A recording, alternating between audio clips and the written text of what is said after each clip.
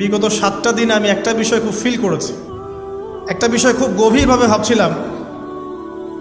আমাদের এই যে জীবন, আমাদের রিজিক, আমাদের পরিবার, আমাদের সুস্থতা, আমাদের জ্ঞান, আমাদের সমাজ বলেন, রাষ্ট্র, আমাদের অর্থনীতি, এই বিশ্ব, এই সব কিছুই একটা বিষয়কে কেন্দ্র করে টিকে আছে। শুধুমাত্র একটা বিষয়ের সাথে এই পুরো মহাবিশ্ব সম্পর্কিত। আমাদের জীবনের প্রতিটা বিষয় শুধুমাত্র এবং শুধুমাত্র আল্লাহ পাকের রহমতের উপর টিকে আছে। আল্লাহ পাকের রহমত আমাদের ব্যক্তি জীবন, পারিবারিক জীবন, আমাদের দেহ, আমাদের মন, আমাদের জ্ঞান, অর্থনীতি, ব্যবসা বাণিজ্য, আমাদের রাষ্ট্র, সব কিছুর মধ্যে শুধুমাত্র আল্লাহ পাকের রহমত দিয়ে ভর্তি। এখানে আল্লাহ পাকের রহমতের এত বিশাল সমুদ্র, যেটা উপলব্ধি করার ক্ষমতা আমাদের নাই। আমরা যদি সবাই ঠান্ডা মাথায় একটাবার খালি ভাবতে বসি, সবাই যার যার জায়গা থেকে ভাবি যে আল্লাহ পাক আমাদেরকে কি কি রহমত দিয়ে রেখেছেন, কি কি নিয়ামত দিয়ে রেখেছেন। ওয়া ইন তাউদ্দু নি'মাতাল্লাহ লা তুহসুহা। তোমরা যদি আল্লাহ পাকের নিয়ামত গণনা করা শুরু করো, কোশ্চিনকালেও গুণে শেষ করতে পারবে না। আল্লাহ পাক সূরাতুল জুমারের মধ্যে বলেছেন, কুল ইয়া ইবাদিয়াল্লাযীনা আসরাফু আলা আনফুসিহিম। হে নবী, আপনি বলে দিন, আমার বান্দাদেরকে বলে দিন যে হে আমার বান্দারা, তোমরা যারা তোমাদের নফসের উপরে জুলুম করেছো, সুদীর্ঘকাল নামাজের খবর ছিল না, যাকাত দিইনি, হজ ফরজ হয়েছিল করি নাই, সওম রাখিনি, আল্লাহর দিন এগিয়ে নেওয়ার কোনো চেষ্টাই করি নাই, সুদীর্ঘকাল হারাম খেয়েছেন, ঘুষ খেয়েছেন, জেনা করেছেন, বাদ্যযন্ত্র বাজিয়েছেন, অশ্লীলতা এর মধ্যে ডুবেছিলেন, মাদকদ্রব্য সেবন করেছেন, সুদীর্ঘকাল তোমরা যারা নিজেদের নফসের উপর জুলুম করেছ, লা তাকনাতু মির রাহমাতিল্লাহ, তোমরা আল্লাহ পাকের রহমত থেকে নিরাশ হয়ে যেও না। তোমরা আল্লাহ পাকের রহমত থেকে নিরাশ হয়ে যেও না। ইন্নাল্লাহা ইয়াগফিরুয যুনুবা জামিআ। আল্লাহ পাক চাইলে সমস্ত গুনাহ মাফ করতে পারেন। ইন্নাহু হুয়াল গফুরুর রহিম। তিনি হচ্ছেন পরম করুণাময়, অসীম দয়ালু। আমি আলোচনা সামনে নিয়ে যাওয়ার আগে আরেকটা বিষয় বলে রাখতে চাই। এই আলোচনাকে একপাক্ষিকভাবে, একপেশেভাবে বুঝে নেওয়ার কোনো সুযোগ নাই। আল্লাহ পাক যেমন পরম করুণাময়, অসীম দয়ালু, ঠিক একইভাবে আল্লাহ রাব্বুল আলামিন শাদীদুল ইকাব, কঠিন শাস্তিদাতাও বটে। এই দুটো বিষয় মাথায় রেখেই আল্লাহর রহমতের আশাও করতে হবে এবং আল্লাহ পাকের গজবের ভয়ও করতে হবে। এর মাঝখানেই হচ্ছে ঈমান। এই জায়গা থেকে আলোচনা বুঝতে হবে। আল্লাহ পাক তৌফিক এনায়েত করুন, আমিন। আমাদেরকে আল্লাহ রাব্বুল আলামিন তার রহমত থেকে নিরাশ হতে বারণ করছেন।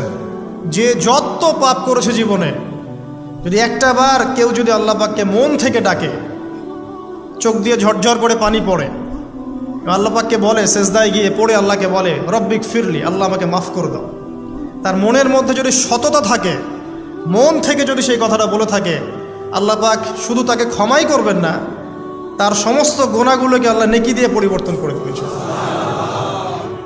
একটা হাদিস পড়ছিলাম, নবী করিম সাল্লাল্লাহু আলাইহি ওয়াসাল্লাম তিনি বলছেন যে লাম্মা কাদাল্লাহুল খালক, যখন আল্লাহ রাব্বুল আলামিন এই মহাবিশ্ব সৃষ্টি করেন, তখন আল্লাহ রাব্বুল আলামিন কাতাবা কিতাবান, একটা কিতাব লিখেছেন। একটা কিতাব আছে আল্লাহর কাছে। কাতাবা কিতাবান ফাহুয়া ইনদাহ ফাওকাল আরশ, যেই কিতাবটা আল্লাহর নিজের কাছে আছে, আরশের উপরে। সেখানে আল্লাহ পাক লিখে রেখেছেন, কি লিখেছেন? ইন্না রাহমাতি সাবাকাত গদাবি। প্রতিটা ক্ষেত্রেই আমার রহমত, আমার দয়া, আমার করুণা আমার গজবকে পরাজিত করেছে। মানে আল্লাহ রাব্বুল আলামিনের গজব, এর উপরে আল্লাহ পাকের রহমত অবস্থান করছে। জীবনের কোনো ক্ষেত্রে হতাশ হওয়ার কোনো সুযোগ নাই। আজকে পারিবারিক ভাঙন বলেন, ব্যক্তি পর্যায়ের আত্মিক ধ্বংসই বলেন, সমাজের বিপর্যয় বলেন, যাই বলেন, পিছনে একটা বড় কারণ আছে। সেটা হলো আল্লাহ থেকে দূরে থাকা মানুষ, আল্লাহ থেকে হতাশ হয়ে যাওয়া। আর এই কাজটা শয়তান করিয়েছে মানুষকে আল্লাহ থেকে দূরে সরানোর জন্য। কিন্তু আল্লাহ রাব্বুল আলামিনের কাছে কেউ যদি যেতে চায়, মন থেকে যদি আল্লাহকে একটা বারও ডাকে, আল্লাহ পাক এক ডাকের মাধ্যমেও তার গুনাহ মাফ করতে পারেন। দুজন ব্যক্তির ঘটনা পড়লাম। একজন ব্যক্তি প্রচণ্ড রকম আবেদ, প্রচুর ইবাদত করে।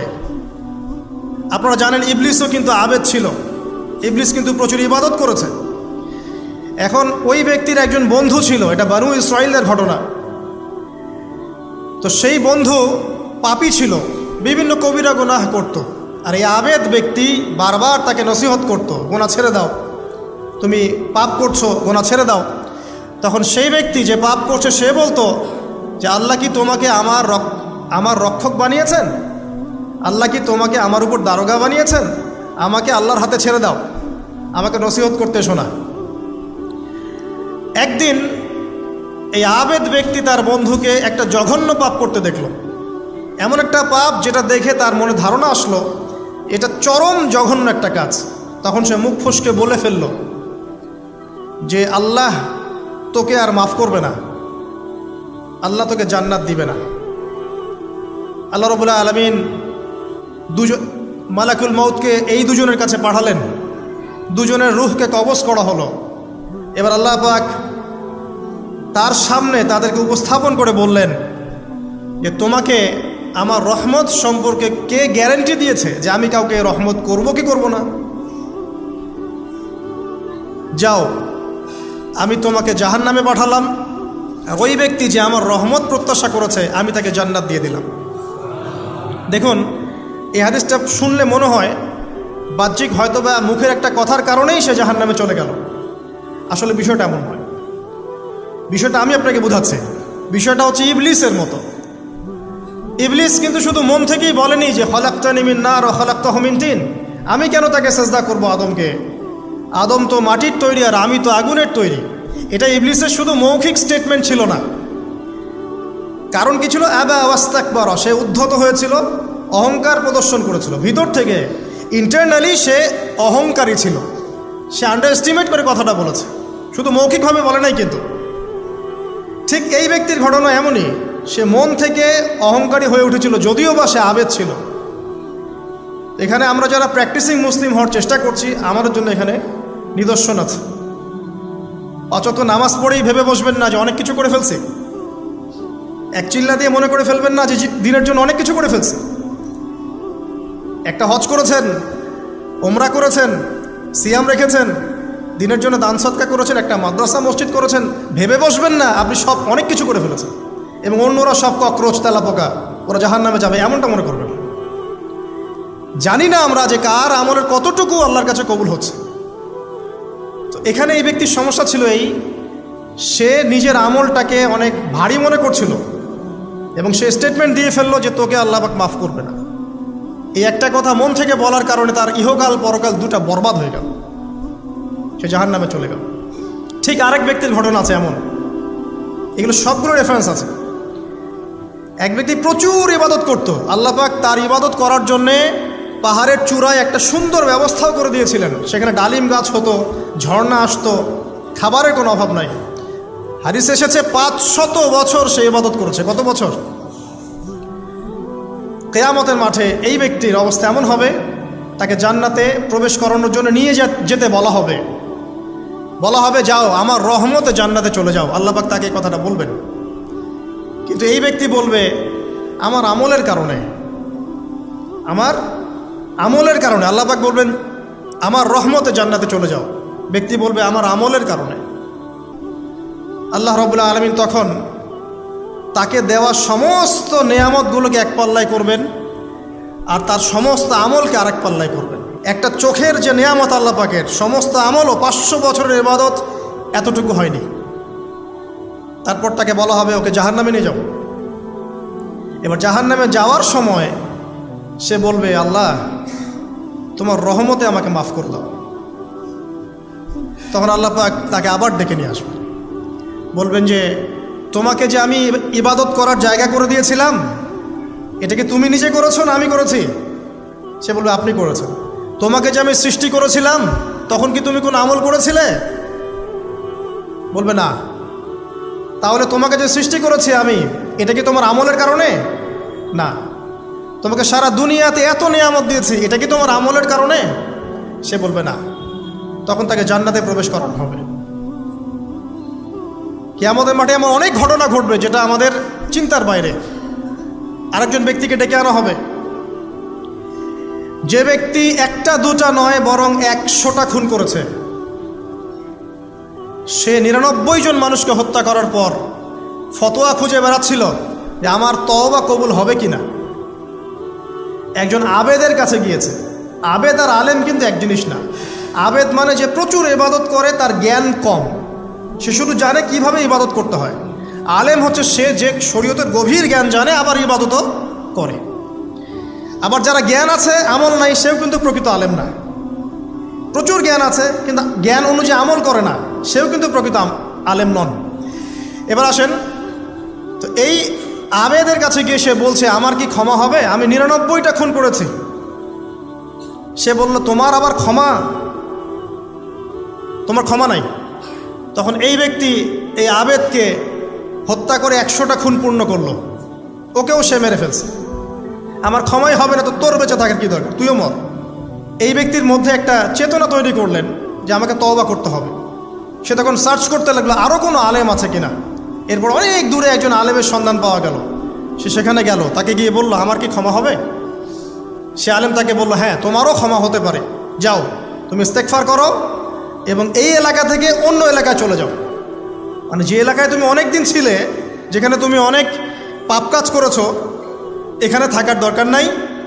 তওবা করে তুমি অন্য কোথাও চলে যাও, নতুন একটা জীবন শুরু করো। এখানে থাকলে হবে কি, তোমার স্মৃতিগুলো তোমাকে তাড়িয়ে বেড়াবে এবং মানুষ তোমাকে খারাপ নজরে দেখতেই থাকবে, তুমি তখন কষ্ট পাবে। এই জন্য তুমি চলে যাও। তো চলে যেতে যেতে সে রাস্তায় ইন্তেকাল করে।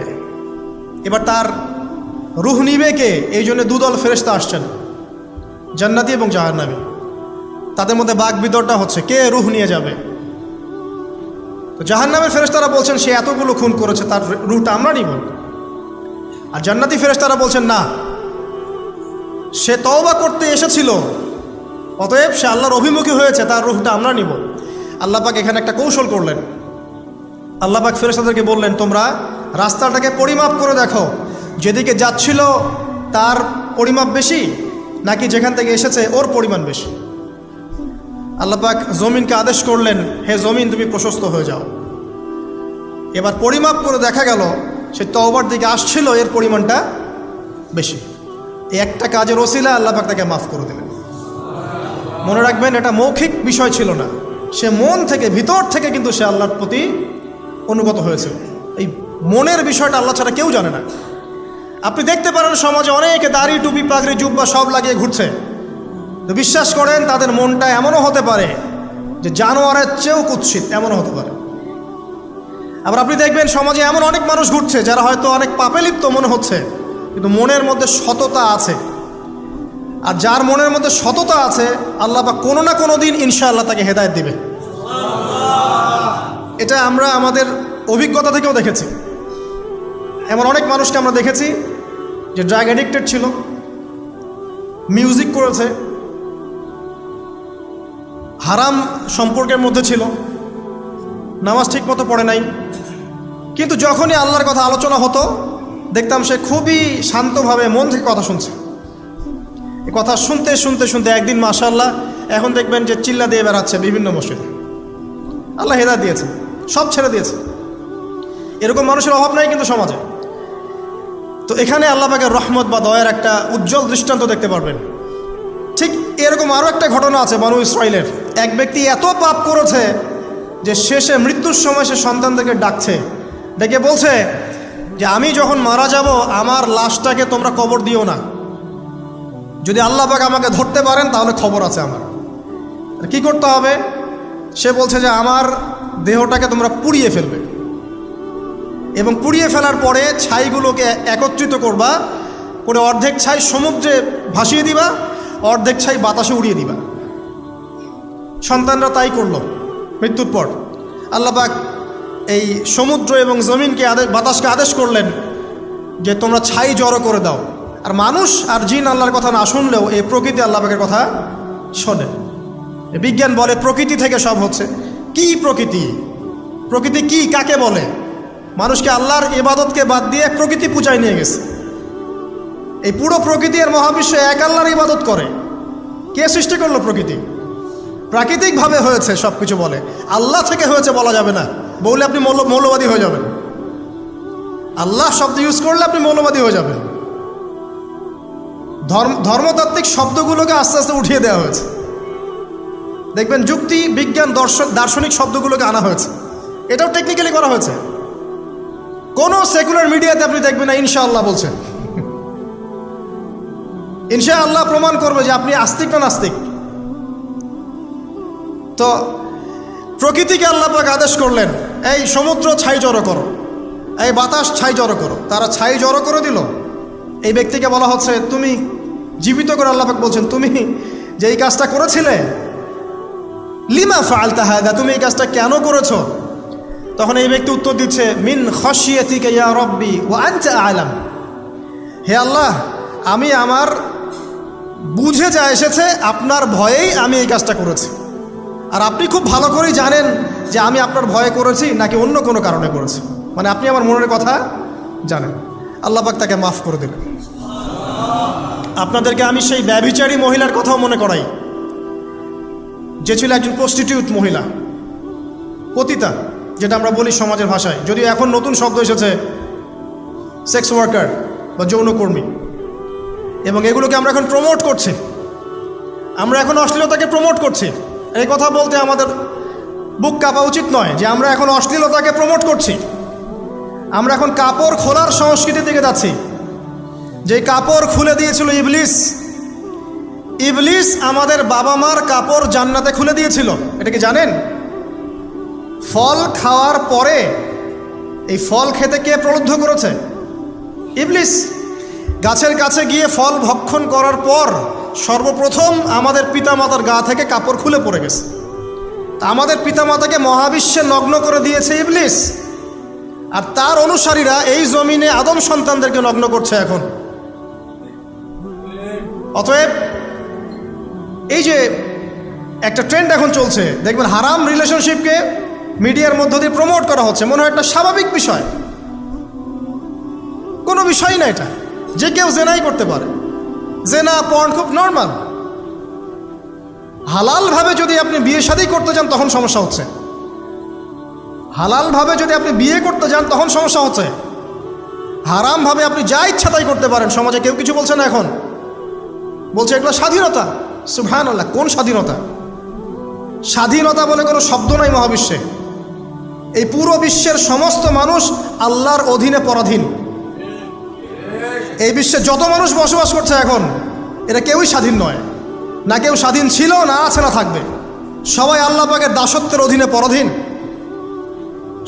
স্বাধীন সেই এই পৃথিবীতে যে ব্যক্তি শয়তানের তাবেদারি করে, ও নফসের তাবেদারি করে, ও তো স্বাধীন, যা ইচ্ছা তাই করতে পারে। এই যে অশ্লীলতার প্রমোটিংটা চলছে, এটাকে পারিবারিকভাবে বন্ধ করতে হবে। আল্লাহ পাক আমাদেরকে বোঝার তৌফিক দান করুন। এগুলো যত বাড়বে সমাজে মহামারী আসবে, দেখে নিয়ে মহামারী আসবে, দুর্ভিক্ষ আসবে, সমাজে এমন সব রোগ ব্যাধির জন্ম হবে যেগুলো নামও শোনে নাই মানুষ কখনো, এবং সামনে ভূমিধস অপেক্ষা করছে। এগুলো আসবে। যাই হোক, ওই মহিলা, যে ব্যক্তি একজন যৌনকর্মী ছিল, বা যেটা আমরা বলি ব্যভিচারিণী মহিলা ছিল, একটা কুকুরকে দেখেছে সে পানি পান করার জন্য তৃষ্ণার্ত। সে এটাতে মায়া করে, দয়া করে তার মোজাটাকে নামিয়ে এই কূপ থেকে পানি উঠিয়ে কুকুরকে পান করিয়েছে। এই একটা কাজের বদৌলতে আল্লাহ রাব্বুল আলামিন এই ব্যভিচারী মহিলাকে মাফ করে জান্নাত দিয়ে দিয়েছে। হাদিসে এটাও এসেছে, নবী সাল্লাল্লাহু আলাইহি ওয়াসাল্লাম বলেছেন, ইরহামু মান ফিল আরদ, তোমরা সবাই জমিনবাসীর প্রতি রহম করো। জমিনে মুসলিমই থাকতে হবে, তাদের প্রতি রহম করতে হবে এমন নয়। জমিনবাসী যারাই আছে সবার প্রতি রহম করো, জাতি, ধর্ম, বর্ণ নির্বিশেষে। এমনকি পশু পাখির প্রতিও দয়া করো। ইরহামু মান ফিল আরদ, জমিনে যারা আছে সবার প্রতি রহম করো। ইয়ারহামুকুম মান ফিস সামা, যিনি আসমানে আছেন তিনি তোমাদের প্রতি রহম করবে ইনশাআল্লাহ। ইসলাম এই কথাগুলো বলেছে 1400 বছর আগে।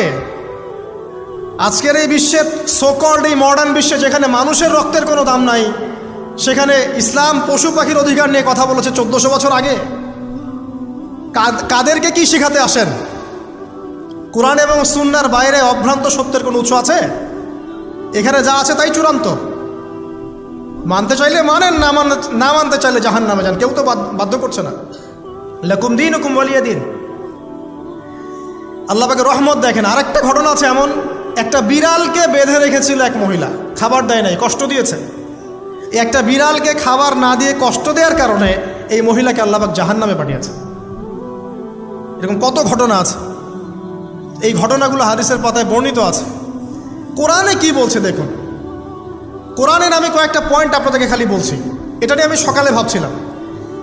আল্লাহ পাক আদম আলাইহিস সালামকে সৃষ্টি করেছেন আমরা সবাই জানি, কিন্তু আল্লাহ পাক সূরা সদের মধ্যে বলছেন ইবলিসকে, হে ইবলিস, তোমাকে কিসে বারণ করলো আদমকে সেজদা করতে, যে আদমকে আমি নিজের হাত দিয়ে সৃষ্টি করেছি। আল্লাহ রাব্বুল আলামিন যে আমাদেরকে এত যত্ন করে ভালোবেসে সৃষ্টি করেছেন, এটা কি আল্লাহ পাকের দয়ার নিদর্শন নয়? মহাবিশ্বের অন্য কোনো মাখলুক সৃষ্টির ব্যাপারে আল্লাহ পাক বলেন নাই খলাকতু বিয়াদাই, আমি নিজ হাতে তাকে সৃষ্টি করেছি। শুধু সৃষ্টি নয়, সৃষ্টি করার পর আল্লাহ পাক তাকে সমস্ত নাম শিক্ষা দিয়েছেন।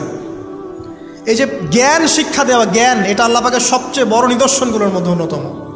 এবং আল্লাহ পাকের সবচেয়ে বড় দয়া, আমার মত এটা, মানব জাতির উপরে আল্লাহ পাকের সবচেয়ে বড় দয়াটা হচ্ছে কি জানেন?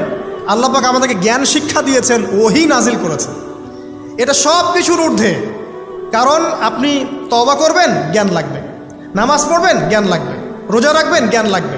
জাকাত দিবেন, ইলম লাগবে। আপনি দিনের যে কোনো আমল করেন, ইলম লাগবে। জান্নাত জাহান্নামের পথ খুঁজে পেতে হলে ইলম লাগবে। দেশ চালাবেন, ইলম লাগবে। অর্থনীতি চালাবেন, ইলম লাগবে। ইলম ছাড়া কিছু নাই, ইলমের উপরে কিচ্ছু নাই। এই ইলমটা আল্লাহ পাক কাকে শিক্ষা দিয়েছেন? আদম আলাইহিস সালামকে। আমরা তো শিখেছি সমাজবিজ্ঞান বইগুলোতে যে আমাদের পূর্বপুরুষরা নাকি গুহায় থাকতো আর গাছের ছাল পাতা খেয়ে থাকতো, তাই না? লতা পাতা খেয়ে থাকতো, গাছের ছাল পাতা খেয়ে থাকতো, পোশাক পরতো আর কি। বোগাস, ডাহা, মিথ্যা কথা। আল্লাহ রাব্বুল আলামিন সূরা বাকারা এবং সূরা আরাফ পড়ে দেখেন, আল্লাহ পাক বলছেন যে আদম আলাইহিস সালামকে আল্লাহ পাক সমস্ত নাম জ্ঞান শিক্ষা দিয়েছেন। মহাবিশ্বের যে প্রয়োজনীয় জ্ঞানগুলো আছে সেগুলো আল্লাহ পাক আদমকে শিখিয়েছেন আলাইহিস সালাম। ওয়াল্লামা আদামাল আসমাআ কুল্লাহা, আল্লাহ পাক আদমকে সমস্ত নাম শিক্ষা দিয়েছেন। আমাদের পিতা মাতারা মূর্খ ছিলেন না, তারা সৃষ্টি থেকেই জ্ঞানী ছিলেন। আদম আলাইহিস সালামের পারমাণবিক বোম বানানোর কোনো প্রয়োজন ছিল না। ছিল? বানান নাই। আপনার মধ্যে এই জ্ঞানটা আসছে কিভাবে? বাই ডিএনএ আপনি জ্ঞান পাচ্ছেন, কারণ আমরা আদম সন্তান। অনেক জ্ঞান আমাদের ভিতরেই আছে, এগুলো চর্চার মধ্য দিয়ে, গবেষণার মধ্য দিয়ে প্রস্ফুটিত হয় মাত্র। জ্ঞান ভিতরে আছে আমাদের। আমাদের পিতাকে জ্ঞানী করে পাঠানো হয়েছে। এই জ্ঞান শিক্ষা দেওয়াটা হচ্ছে আল্লাহ পাকের সবচেয়ে বড় দয়াগুলোর মধ্যে একটা। রহম করেছেন। শুধু তাই নয়, আদম আলাইহিস সালামকে এমন জ্ঞান শিক্ষা দিয়েছেন যে জ্ঞান ফেরেশতারা পর্যন্ত জানতো না। এটা কি দয়া নয়?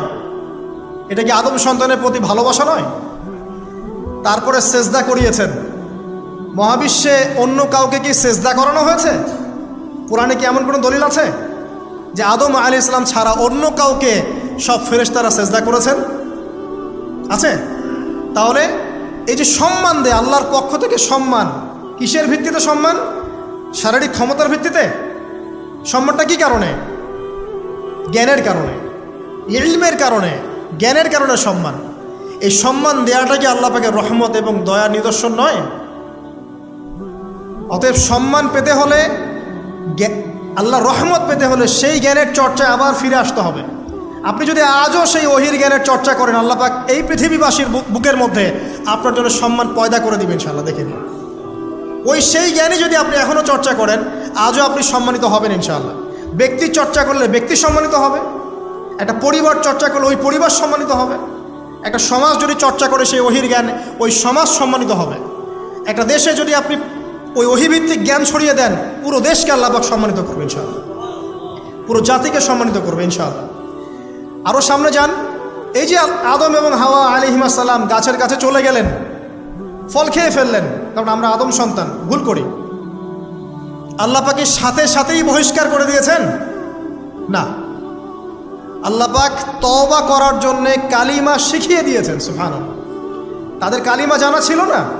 আল্লাহ পাক বলছেন ফাতালাক্কা আদাম মির রাব্বিহি কালিমাত, আল্লাহ পাকের কাছ থেকে আদম আলাইহিস সালাম কিছু বাক্য শিখে নিলেন, যেই বাক্য দিয়ে ফাতাবা আলাই, সে আল্লাহর কাছে তওবা করলো। কোন সেই বাক্য? সূরা আরাফে আছে, রব্বানা যালামনা আনফুসানা ওয়া ইল্লাম তাগফির লানা ওয়া তারহামনা লানাকুনান্না মিনাল খাসিরিন। এই দোয়া কে শিখিয়ে দিয়েছে? আল্লাহ। এই তওবার বাক্য যে শিখিয়ে দেয়, এটা কি দয়ার পরিচয় নয়? আমরা আল্লাহর কাছে ফিরে যাব, তওবা করব, ইস্তেগফার করব, এই জ্ঞানটা শিখিয়ে দেয়া কি আল্লাহ পাকের দয়ার পরিচয় নয়? তাহলে আমরা কিভাবে ক্ষমা চাইতাম? কিভাবে ক্ষমা চাইলে আল্লাহ পাক সমস্ত গুনাহ মাফ করবেন, এই পদ্ধতিগুলো বলে দেয়া কি আল্লাহ পাকের দয়ার পরিচয় নয়? তারপর সামনে যান, পৃথিবীতে নামিয়ে দিয়ে আল্লাহ পাক ক্ষান্ত হয়ে যাননি। আল্লাহ রাব্বুল আলামিন আসমান থেকে হেদায়েতের গ্রন্থ পাঠিয়েছেন, বলেছেন এই গ্রন্থের মধ্যে যা আছে মেনে চললে তোমরা আবার জান্নাতে ফিরে আসবে ইনশাআল্লাহ। আল্লাহ পাক আদম এবং হাওয়া আলাইহিস সালাম এবং আদম সন্তান সবাইকেই সৃষ্টি করেছেন, উদ্দেশ্য হচ্ছে আল্লাহ পাক আমাদেরকে জান্নাত দিতে চান। আল্লাহ পাক চান যে আমরা যেন জান্নাতে যাই। যদি আমরা জান্নাতে যেতে না পারি পরকালে, একটা কারণে যেতে পারবো না, অন্য একটা কারণ, সেটা হলো আমাদের নিজের দোষে। একটা কারণ, যারা জাহান্নামে যাবে মানুষ এবং জিনদের মধ্যে, নিঃসন্দেহে মহাবিশ্বে তারা ছাড়া জাহান্নামে যাওয়ার উপযুক্ত কেউ ছিল না। ও জাহান্নামে যাওয়ার উপযুক্ত ছিল বলেই আল্লাহ পাক তাকে জাহান্নামে পাঠাবেন। আর যারাই জান্নাতে যাবে প্রত্যেকেই শুধু আমলের বদৌলতে যাবে না, বরং আল্লাহ পাকের রহমতেই যাবে। আল্লাহ পাকের রহমত যাদের উপরে বর্ষিত হবে তারাই জান্নাতে যাবে ইনশাআল্লাহ। কে আমল দিয়ে যেতে পারবে না। যত আমলই করি বলা যাবে না এই আমলের বদৌলতে জান্নাতে যেতে পারবো। আল্লাহ পাক দয়া না করলে হবে না। আল্লাহ পাক চান যে আদম সন্তান যেন জান্নাতেই যায়। এই কারণেই সৃষ্টি করা, এই কারণেই আপনার ওহীভিত্তিক গ্রন্থগুলো পাঠানো, এই কারণে নবী রাসূল পাঠানো, আলেম ওলামা সৃষ্টি করা, মানুষকে সতর্ক করা, হায়াত দেয়া, বারংবার জীবনে চলতে ফিরতে আপনাকে অ্যালার্ম করা হয়, আল্লাহর পথে ফিরে আসেন, আল্লাহর পথে ফিরে আসেন। অ্যালার্ম করা হয় না? বিপদ দিয়ে আপনাকে অ্যালার্ম করা হয় আল্লাহর পক্ষ থেকে। আপনি চলতে পথে হোঁচট খান, আল্লাহ আপনাকে অ্যালার্ম দেন, ফিরে আসো। চলছেন বিপথে, আল্লাহ পাকে অ্যালার্ম দেন, ফিরে আসো। আল্লাহ পাকের পক্ষ থেকে কিন্তু এগুলো আসে।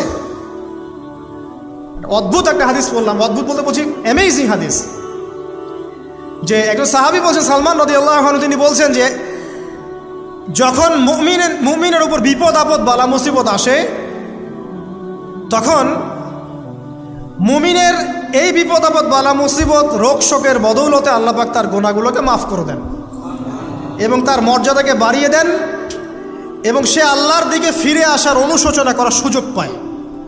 আর যখন কাফের মুশরিক বা ফাসেক মানুষকে এইসব রোগ ব্যাধি বিপদ আপদ বালা মুসিবত ঘিরে ধরে, তার দৃষ্টান্ত সেই উটের ন্যায় যে উটটাকে তার মালিক বেঁধে রেখেছে, এরপর ছেড়ে দিয়েছে। সেই উটটা বুঝতেও পারলো না কেন তার মালিক তাকে বেঁধে রাখলো আর কেনই বা তাকে ছেড়ে দিল। কথাটা কি বুঝতে পারছেন? যারা আল্লাহ দ্রোহী, তাদের উপর যখন বিপদ আপদ বালা মুসিবত আসতে থাকে, তারা বুঝে না যে কী জন্যে আসলো আর কেন চলে গেল। কিন্তু মুমিন ব্যক্তি যারা মুসলিম, আল্লাহর অনুগত, তাদের বিষয়টা হচ্ছে এমন, বিপদ আপদ বালা মুসিবত রোগ ব্যাধি তাদেরকে আল্লাহর দিকে ফিরিয়ে নিয়ে আসবে ইনশাআল্লাহ। দেখুন, এই যে পৃথিবীতে নামিয়ে দেয়া, এরপর আল্লাহর পক্ষ থেকে ঐশী গ্রন্থগুলো পাঠানো, নবী রাসূল পাঠানো, আলেম ওলামা পাঠানো, আপনাকে হায়াত দেয়া, আপনাকে রিজিক দেয়া, এই শ্বাস নেওয়ার ক্ষমতা দেয়া, আপনাকে জ্ঞান বুদ্ধি দেয়া, বিবেক দেয়া, যে আমি তার পাশে লাউ গাছ উৎপন্ন করলাম। কোন গাছ? খেতে পারেন, এর শাক এবং এই যে ফল, এটার মধ্যে নিঃসন্দেহে এমন এমন কিছু উপাদান আছে যেটা হয়তো আমরা জানিও না, আবিষ্কার করা হয়নি। তিনি সুস্থ হয়ে গেলেন, আলহামদুলিল্লাহ। কোথায় যাবেন? যে কোনো জায়গায় যান। নবী ঈসা আলাইহিস সালামকে চতুর্দিক থেকে আক্রমণ করছে ইহুদিরা। আল্লাহ রাব্বুল আলামিন তাকে এমন হেফাজত করলেন, তার কাছে তাকে উঠিয়ে নিলেন। এটা কি দয়ার পরিচয় নয়? এই যে একটু আগে তেলাওয়াত করলো শুরুর আগে নবী মূসা আলাইহিস সালামের ঘটনা। বনু ইসরাইল একটার পর একটা অবাধ্যতা করেই গেছে। আল্লাহ পাক তারপরেও তাদের কাছে নবী পাঠিয়েছেন, নবী মূসাকে পাঠিয়েছেন। ফেরাউনের মতো জালেম শাসকের হাত থেকে বনু ইসরাইলকে আল্লাহ পাক উদ্ধার করেছেন। এটা কি দয়ার পরিচয় নয়?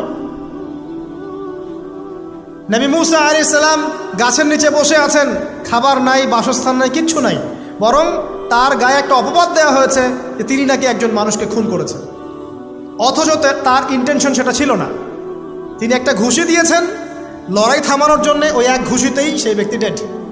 এবার তিনি গাছের নিচে বসে দোয়া করছেন, রব্বি ইন্নী লিমা আনজালতা ইলাইয়া মিন খায়রিন ফাকির, আল্লাহ আমি নিঃস্ব অসহায় হয়ে এখানে বসে আছি, তুমি আমার উপর তোমার যে রহমত পাঠাবে আমি তার ভিখারি হয়ে বসে আছি। দোয়া করার সাথে সাথেই ওই শুআয়ব আলাইহিস সালামের মেয়ে হেঁটে হেঁটে চলে আসলো। তিনি স্ত্রী পেলেন, তিনি শ্বশুর পেলেন, একজন নবী পরিবার পেলেন, বাসস্থান পেলেন, চাকরি পর্যন্ত পেলেন। 8 বছর তিনি রাখালি করেছেন শুআয়ব আলাইহিস সালামের ফার্মের মধ্যে। দয়া মুহূর্তেই চলে আসবে, শুধু আল্লাহর দিকে অভিমুখী হলেই হয়, এগুলো দয়া। আইয়ুব আলাইহিস সালামের কথা মনে আছে না? দীর্ঘদিন রোগে ভুগছেন, দীর্ঘদিন রোগে ভুগছেন, চিকিৎসা হচ্ছে না, ভালো হচ্ছে না, শেফা হচ্ছে না। এখানে যারা আধ্যাত্মিকত্ব নিয়ে পড়াশোনা করেন, লেখালেখি করেন, তারা বলেছেন তাদের কিছু কিতাবের মধ্যে, রোগটা যখন এমন একটা পর্যায়ে চলে আসলো যে তিনি জিহ্বাটা নড়াতে পারছেন না, কারণ তিনি আল্লাহ পাকের জিকির করতে প্রচণ্ড ভালোবাসতেন। এক পর্যায়ে রোগটা এমন একটা জায়গায় চলে আসলো যে জিহ্বাটা তিনি নড়াতে কষ্ট হচ্ছে। তখন গিয়ে তিনি বলছেন, রব্বি আন্নী মাসসানিয়া দুররু ওয়া আনতা আরহামুর রাহিমিন, হে আল্লাহ আমাকে কষ্ট স্পর্শ করেছে, আর তুমি তো ক্ষমাকারী, রহমকারীদের মধ্যে সর্বশ্রেষ্ঠ রহমকারী, আমি জিকির করতে পর্যন্ত পারছি না, আল্লাহ আমার রোগটা শেফা দিয়ে দাও। বলার সাথে সাথে আল্লাহ রাব্বুল আলামিন প্রস্রবণ ঝর্ণা তৈরি করলেন, এখানে গোসল করো, শেফা হয়ে গেল। এগুলো কি রহমতের পরিচয় নয়? এখানে এক শ্রেণীর স্কলার এমনও বলেছেন, আজকে আমরা যারা বাহ্যিক সৌন্দর্য নিয়ে বেশি গর্ব করি আর কি, আত্মিক সৌন্দর্যের চাইতে বাহ্যিক সৌন্দর্য নিয়ে যারা বেশি গর্ব করি, যদি আল্লাহ পাক আমাদের পোশাকটাকে পরিবর্তন করে দেন, আত্মাটাকে দেহের পোশাক দেন আর দেহটাকে আত্মার পোশাক বানায় দেন, তাহলে দুর্গন্ধে কি আমাদের সামনে আসতে যাবে না। কথা আপনারা বুঝতে পারছেন না? আইয়ুব আলাইহিস সালামের আত্মাটা ছিল পবিত্র, পরিশুদ্ধ, তার দেহের মধ্যে রোগ হয়েছিল। আর এই পুরো বিশ্বের ম্যাক্সিমাম লোকের মানুষের রোগ এখন আত্মায়, দেহে নয়। আবার বলছি, হয়তো বুঝতে পারছেন না। আইয়ুব আলাইহিস সালামের রোগটা হয়েছিল দেহে, বাইরে। তার আত্মা ছিল পবিত্র, পরিশুদ্ধ আত্মা। দেহের রোগের একটা পর্যায়ে যখন জিহ্বাটায় ইফেক্ট হলো, তখন জিকির করতে তার কষ্ট হচ্ছে, তখন তিনি দোয়া করছেন, আল্লাহ আমার এই রোগটাকে শেফা দিয়ে দাও। আর এখনকার পুরো জেনারেশন, এই সভ্যতার রোগ হচ্ছে ভিতরে, আত্মায়। দেহের রোগের চাইতে তার আত্মার রোগটা বেশি। এখন এই আত্মাটাকে যদি দেহ বানিয়ে দেওয়া হয় আর দেহটাকে আত্মার পোশাক পরিয়ে দেওয়া হয়, দুর্গন্ধে কেউ সামনে আসতে চাবে না এখন। তাই আইয়ুব আলাইহিস সালামের সেই দোয়া এখন আমাদের বেশি করা উচিত, রব্বি আন্নী মাসসানিয়া দুররু ওয়া আনতা আরহামুর রাহিমিন, আল্লাহ আমাদের আত্মায় রোগ এসেছে, এটাকে তুমি শেফা দাও। দেহের রোগ লেস ইম্পর্টেন্ট, আত্মার রোগটা বেশি ইম্পর্টেন্ট। এরকম নিদর্শন কোরআনের পাতায় পাতায় ছড়িয়ে আছে। আসহাবুল কাহাফ, পুরো সমাজ ওদেরকে মেনে নিচ্ছে না, গুহায় চলে গেলেন, ঘুম পাড়িয়ে দিলেন আল্লাহ পাক। 309 বছর, কত বছর? 309 বছর একটা দোয়ার বদৌলতে। তারা বলেছিল, রব্বানা আতিনা মিন লাদুনকা রাহমা ওয়া হাইয়্ লানা মিন আমরিনা রাশাদা। আল্লাহ পাক শুধু ঘুম পাড়িয়ে রাখলেন না, তাদের মধ্য দিয়ে আল্লাহ পাক পুরো একটা সভ্যতাকে হেদায়েত করে দিলেন। আলহামদুলিল্লাহ। যে সভ্যতা বিশ্বাস করতো না যে পরকাল বলে কিছু আছে, দাকিয়ানুস বাদশার সেই জুলুম থেকে আল্লাহ পাক এই 10 জন বা 9 জন যুবককে বাঁচালেন, ওদেরকে কিয়ামত পর্যন্ত কোরআনের পাতায় স্থান দিলেন, নিদর্শন বানালেন, এবং তাদের মধ্য দিয়ে একটা পুরো সভ্যতাকে হেদায়েত দিলেন। সুবহানাল্লাহ। যেখানে যাবেন এই নিদর্শন। আর কার কথা বলবো? যুলকারনাইন, মনে আছে? কোন সূরা আছে যুলকারনাইনের কথা? সূরা কাহাফ। আল্লাহ পাক তাকে এমন রহমত করেছিলেন যে মাশরিক মাগরিব, মানে পূর্ব পশ্চিম পর্যন্ত তাকে রাজত্ব দিয়ে দিয়েছে। আজকে তো আমরা এই সামান্য একটু ক্ষমতা পেলেই আমাদের কেউ চেনে না, গায়ে হাতি দেওয়া যায় না, ঠিক আছে? মানে তখন সে নিজেকে মনে করে যে সে এই পৃথিবীর সব কিছু, বাকি মানুষ আর মানুষ না। ক্ষণস্থায়ী সামান্য একটু ক্ষমতা দিয়ে দেখবেন আমাদের অবস্থা খারাপ। প্রত্যেকের ধর্মতাত্ত্বিক ক্ষেত্রেও যদি কাউকে আপনি একটু ক্ষমতাধর আলেম মনে করেন, দেখবেন অহংকারে বাঁচতেছেন না। কারো একটু পপুলারিটি হয়ে গেছে, দেখবেন অহংকারে বাঁচতেছেন। আইওয়াশ শোডাউনের জামানত ওইটা, যে যত পারে মানুষকে দেখাতে পারলে বাঁচে আর কি। কাজ হবে 5%, 95% হচ্ছে আইওয়াশ। যে কোনো জায়গায়, ধর্মতাত্ত্বিক জায়গা বলেন, social, economical, political, world affairs, কাউকে যদি আল্লাহ পাক যাররা পরিমাণ একটু ক্ষমতা দিয়ে দিয়েছেন, ব্যাস তাকে আর চেনা যায় না। যুলকারনাইনকে আল্লাহ পাক আলাইহিস সালাম মাশরিক মাগরিবের ক্ষমতা দিয়েছিলেন। এত দাপট ছিল তার, যেদিকে সেনাবাহিনী নিয়ে যেতেন সেদিকে বিজয় করতে পারতেন। পড়ে দেখেন। আর এই ব্যক্তি কিন্তু আলেকজান্ডার দ্য গ্রেট নয়। পশ্চিমারা এখানে আবার একটা ষড়যন্ত্র করেছে। তারা বলে এই ব্যক্তি ছিল আলেকজান্ডার দ্য গ্রেট। এটা ভুয়া কথা। তিনি একজন আল্লাহ পাকের বড় ওলি ছিলেন অথবা নবী ছিলেন। কি ছিলেন আল্লাহ পাক এটা কোরআনে বলেননি, স্পষ্ট করেন নাই। তা আমরা ধরে নিচ্ছি আল্লাহ পাকের তিনি একজন শুকরগুজার বান্দা ছিলেন।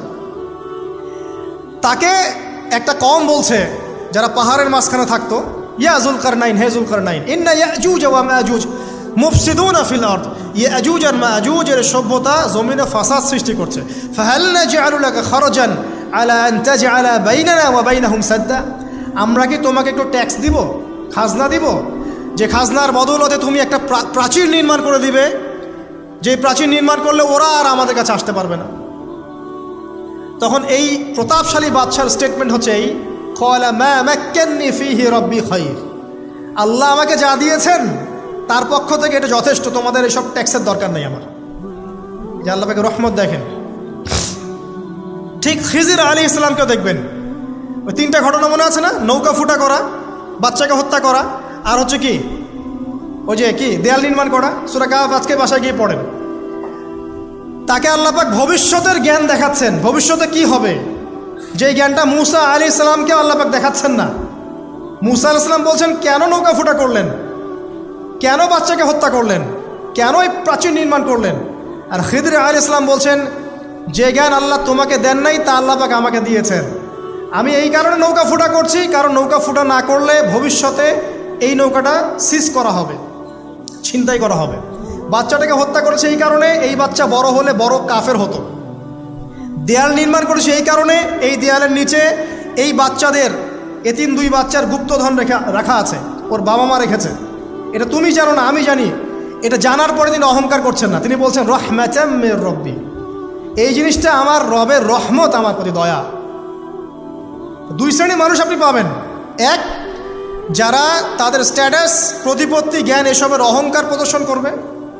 আর এক শ্রেণী যারা এগুলো আছে, যাদের এগুলো আছে, বাট তারা বলবে এগুলো হাযা মিন ফাদলি রব্বি, এগুলো আমার রবের রহমত। এখানে সফল দ্বিতীয় শ্রেণীর মানুষ, প্রথম শ্রেণীর নয়। ইউসুফের কথা মনে আছে? আলাইহিস সালাম কুয়ায় ছিলেন, কুয়া থেকে জেলে, কুয়া থেকে রাজপ্রাসাদে, সেখান থেকে জেলখানায়। জেলখানার একটা মানুষ যে পরবর্তীতে মিশরের শাসক হবে, কেউ কি ভেবেছিল? কেউ ভেবেছিল? ওই সময় কেউই ভাবে নাই। কিন্তু ওই মানুষটাকে আল্লাহ রাব্বুল আলামিন মিশরের রাজত্ব দিয়েছেন, যার মধ্য দিয়ে আল্লাহ পাক হাজার হাজার লক্ষ লক্ষ মানুষকে দুর্ভিক্ষের হাত থেকে বাঁচিয়েছেন। আল্লাহ পাকের পরিকল্পনা, রহমত দেখেন। প্রত্যেক আম্বিয়া কেরামের জীবনী পড়ে দেখেন, এরকম রহমতের অসংখ্য নিদর্শন কোরআনে এবং হাদিসে আছে। এখন শেষ করার আগে, এটা বলতে থাকলে অনেক সময় চলে যাবে, নামাজের সময় চলে যাবে, আমরা শেষ করছি। আমরা আসলে এখন যদি আল্লাহর রহমত পেতে চাই এবং আমাদের জীবনটাকে আল্লাহ পাকের আনুগত্যে, দাসত্বে, অহংকার মুক্তভাবে তওবা ইস্তেগফারের মধ্য দিয়ে কাটাতে চাই, তাহলে আসলে কি কি পয়েন্টস আমাদের কাজ করা দরকার, জাস্ট পয়েন্টসগুলো বলছি। এক নম্বর হচ্ছে জ্ঞান অর্জন করতে হবে। যে জ্ঞান আল্লাহ পাক আদম আলাইহিস সালামকে শিখিয়েছেন, ওই জ্ঞান চর্চা যদি আমরা বাড়াই, কোরআন সুন্নাহ ওহির জ্ঞানের চর্চা যদি আপনারা বাড়াই, ইনশাআল্লাহ, ঠিক আছে, লাগবে না 15 মিনিট, আমি 5 মিনিট শেষ করছি। ওহির জ্ঞানের চর্চা যদি আমরা বাড়িয়ে দেই, দেখবেন ইনশাআল্লাহ আল্লাহ পাক আপনার সম্মান, আপনার রিজিক, আপনার প্রতি করুণা, দয়া, মায়া, মহব্বত সব বাড়িয়ে দেবেন ইনশাআল্লাহ। এটা প্রথম পয়েন্ট। প্রিয় ভাইয়েরা, যারা আজকের লেকচার শুনছেন বা যারা পরবর্তীতে অনলাইনে শুনবেন, ওহির জ্ঞানের চর্চা। আমি বলছি না আপনি ডাক্তার হবেন না, ইঞ্জিনিয়ার হবেন না, জেনারেল লাইনে পড়বেন, এই কথা আমি বলতে যাবো না কখনো। কারণ আমি জানি, আর কেউ বলুক না বলুক, অ্যাটলিস্ট আমি জানি এই ওয়ার্ল্ডকে ডিল করতে হলে বর্তমান এইসব আধুনিক জ্ঞানের কোনো বিকল্প নাই। কিন্তু এই জ্ঞানটার সাথে কোরআন সুন্নাহর জ্ঞান থাকতেই হবে। যখন এই দুইটা জ্ঞান একত্রিত হবে, ইনশাল্লাহ এই জাতিকে ঠেকানোর কেউ থাকবে না ইনশাল্লাহ। এই সহজ সরল কথাটা আমরা বোঝাতে ব্যর্থ হচ্ছি, অথবা কিছু মানুষ ইন্টেনশনালি এটাকে ঘুরিয়ে ফিরে উল্টা ব্যাখ্যা করছে। আর হ্যাঁ, এটা স্বীকার করছি, কিছু মানুষ আছে, কিছু ব্যাকডেটেড থিঙ্কিংস আছে আমাদের মধ্যে, যে আমরা আধুনিক শিক্ষাটাকে অনেক সময় গুরুত্ব দিচ্ছি না। এটা ঠিক নয়, এটা আমার মত। পরিবেশ বজায় রেখে, ইসলামী পরিবেশ বজায় রেখে আধুনিক শিক্ষায় শিক্ষিত হতে কোনো সমস্যা আছে? আর আধুনিক এই শিক্ষাগুলো অনইসলামিক শিক্ষা নয়। আপনি যে কোনো এডুকেশনের বেসে যান, ম্যাথামেটিক্সে যাবেন, অ্যালজেব্রায় যাবেন, আপনি কেমিস্ট্রিতে যাবেন, ফিজিক্সে যাবেন, বায়োকেমিস্ট্রি যাবেন, জ্যোতির্বিজ্ঞানে যাবেন, মেডিকেল সায়েন্স, প্রত্যেকটাতে দেখেন মুসলিমদেরকে খুঁজে পাবেন আপনি।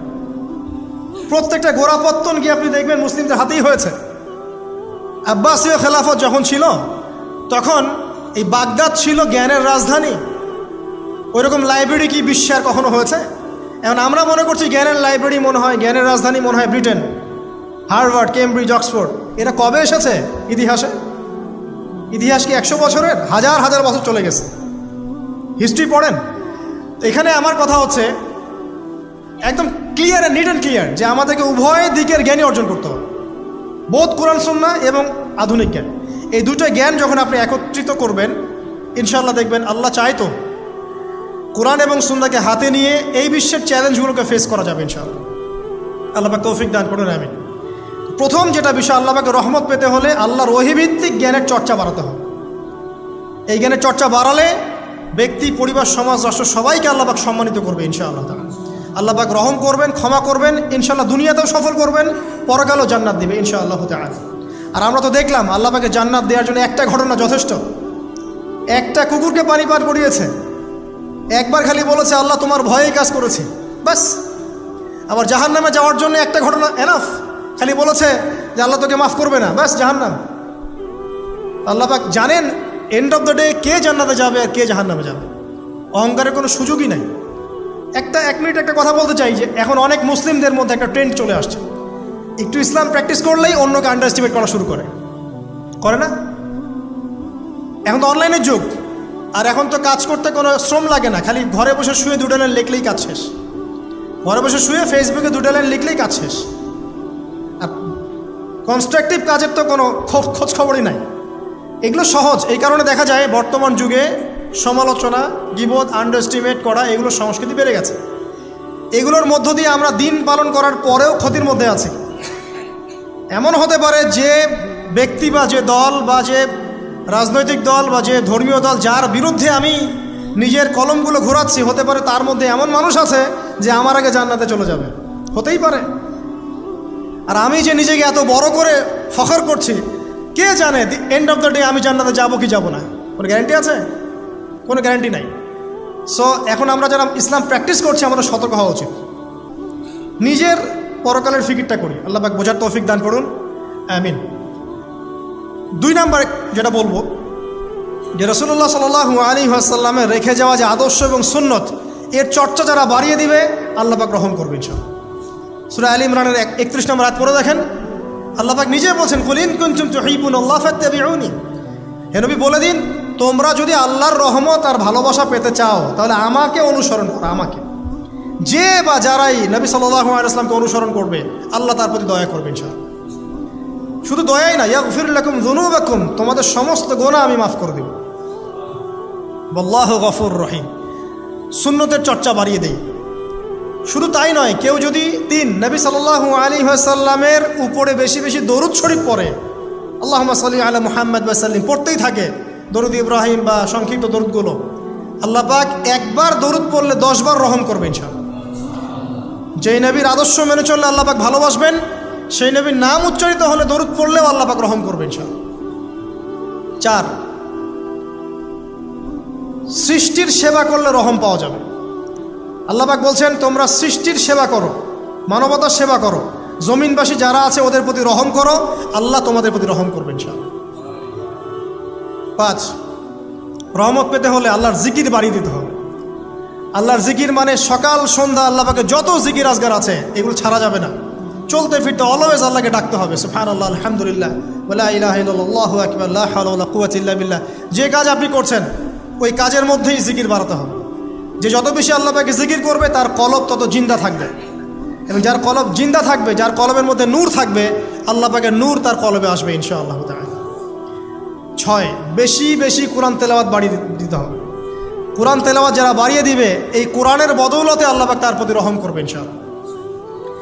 আরও বলবো 7 নাম্বার, যে সালাত, সালাত, এর কোনো বিকল্প নাই। নবী সাল্লাল্লাহু আলাইহি ওয়াসাল্লাম ইন্তেকালের আগ মুহূর্তে বলে যাচ্ছেন আসসালাত ওয়াসসালাত ওয়া মা মালাকাত আইমানুকুম, নামাজের যত্ন নিও, নামাজের যত্ন নিও, আর তোমাদের অধীনস্থ যারা আছে ওদের ব্যাপারে খেয়াল রেখো। নামাজ নাই ইসলাম নাই, নামাজ আছে তো ইসলাম আছে। তো নামাজের তাবেদারি যারা করবে, 5 ওয়াক্ত নামাজ ঠিকঠাক মতো করবে, ইনশাআল্লাহ অবশ্যই আল্লাহ পাক তাদের প্রতি রহম করবেন ইনশাআল্লাহ। আরও বলতে চাই তাহাজ্জুদের কথা। যারা একটু তাহাজ্জুদের নামাজে অভ্যস্ত হতে পারবেন, ওই সময়টা আল্লাহ পাকের রহমত নেমে আসে, বর্ষিত হয়। যারা তাহাজ্জুদের সালাতে অভ্যস্ত হবে, আল্লাহ পাক তাদের প্রতি রহম করবে ইনশাআল্লাহ তাআলা। 9 বলতে চাই দিনই মেহনত বাড়িয়ে দেওয়া। যাদের ফিকির দিনকে নিয়ে, কিভাবে আমি দিন পালন করব, কিভাবে দিনের প্রচার করব, দিনের জ্ঞান অর্জন করব, এর প্রসার ঘটাবো, দিনটাকে মানুষের কাছে পৌঁছে দেব, এই ফিকির যাদেরকে তাড়িয়ে বেড়ায়, ইনশাআল্লাহ আল্লাহ পাক ওদেরকে এই জমিনে রহম করবে ইনশাআল্লাহ। আল্লাহ পাক দাওয়াতি কাজ বাড়িয়ে দেন, দিনের ফিকির বাড়িয়ে দেন, ইনশাআল্লাহ তাআলা আল্লাহ পাকের রহমত পাওয়া যাবে ইনশাআল্লাহ। আরেকটা কথা আছে, 10-এ গিয়ে বলবো পিতামাতার খেদমতের কথা। পিতামাতার খেদমত এমন একটা জিনিস যেটা করলে পরে আল্লাহর রহমত নেমে আসে। একজন ব্যক্তি কবিরা গুনাহ করেছে, নবীর কাছে গিয়ে বলছে আমার ক্ষমার কি কোনো রাস্তা আছে? নবী সাল্লাল্লাহু আলাইহি ওয়াসাল্লাম বলছেন তোমার মা কি বাসায় আছে, জীবিত আছে? হ্যাঁ জীবিত আছে, বাসায় যাও, তোমার মায়ের খেদমত করো, তোমার সমস্ত গুনাহ মাফ হয়ে যাবে ইনশাআল্লাহ। আপনার ওয়াইস কারণীর নাম শুনেছেন না? শুনেছেন না? তাকে এত বড় মর্যাদা দেওয়া হবে কিয়ামতের মাঠে। এর পিছনে কারণ কি জানেন? সেই ব্যক্তি মাশাআল্লাহ তার মায়ের খেদমত করত। 3 বার বলেছেন নবী সাল্লাল্লাহু আলাইহি ওয়াসাল্লাম আমাদের সবচেয়ে সেরা এবং ভালো ব্যবহার পাওয়ার অধিকার হচ্ছে মায়ের, তারপরে মায়ের, তারপরেও মায়ের, তারপর বাবা। পিতামাতার খেদমত করলে আল্লাহ রহমত নেমে আসে। আর একজন ব্যক্তি বলছিল আমার বাসায় তো মাও নাই ইয়া রাসূলুল্লাহ, আমি কি করব? তখন নবীজি বলছেন তোমার কি খালা আছে? খালা বেঁচে আছে? খালা বেঁচে আছে, খালার খেদমত করো। এখনকার এই বিশ্বে দেখেন সম্পর্কগুলো কিন্তু ভেঙে যাচ্ছে। পিতা মাতা, ভাই বোন, আত্মীয় স্বজন, প্রতিবেশীর তো খবরই নেই, আমি তো জানি না আমার পাশের ফ্ল্যাটে কে থাকে। হ্যাঁ, অবস্থা এমন। তো সমাজের উপকার করলে, জনকল্যাণমূলক কাজ করলে, পিতামাতার খেদমত করলে, আত্মীয়তার বন্ধন অটুট রাখলে এবং অন্যের সমস্যার সমাধান করার জন্য মানব সেবামূলক কাজ করলে আল্লাহর রহমত নেমে আসে। আজকে আমি 10টা বলেছি, ছাড়া আরও অনেক কাজ আছে যেগুলো নিয়মিত করতে থাকলে আল্লাহ রাব্বুল আলামিনের রহমত নেমে আসে। মোটা দাগে জ্ঞান অর্জন, মোটা দাগে নবী সাল্লাল্লাহু আলাইহি ওয়াসাল্লামের সুন্নাহ অনুসরণ, আল্লাহর ওহীর জ্ঞানের প্রচার প্রসার ঘটানো, দিনকে নিয়ে ভাবা, দিনের ফিকির করা, কোরআন তেলাওয়াত বাড়ানো, জিকির বাড়ানো, বেশি বেশি ইস্তেগফার করা, তওবা করা, বেশি বেশি ইস্তেগফার করা, আল্লাহর কাছে দোয়া করা, নামাজ তাহাজ্জুদ বাড়িয়ে দেয়া, আত্মীয়তার সম্পর্কগুলো বজায় রাখা, ঠিক আছে, আল্লাহ পাকের জমিনে দিনের প্রচার প্রসারের চেষ্টা করা, এবং সর্বোপরি ঈমান, ইসলাম এবং তাকওয়া বজায় রেখে যারা চলবে ইনশাআল্লাহ আল্লাহ পাক এই দুনিয়াতেও তাদের প্রতি রহম করবেন ইনশাআল্লাহ, পরকালেও তাদের প্রতি রহম করবে ইনশাআল্লাহু আযজা ওয়া জাল। সর্বশেষ একটা হাদিস বলে শেষ করছি। রাসূলুল্লাহ সাল্লাল্লাহু আলাইহি ওয়াসাল্লাম বলেছেন, আল্লাহ রাব্বুল আলামিন যখন এই পুরো মহাবিশ্ব সৃষ্টি করেছেন, তার রহমতটাকে তিনি 100 ভাগে ভাগ করেছেন। কত ভাগে? 100 ভাগে। তার অনলি একটা ভাগ, মাত্র একটা ভাগ আল্লাহ রাব্বুল আলামিন পুরো মহাবিশ্ব ছড়িয়ে দিয়েছেন, 1 ভাগ।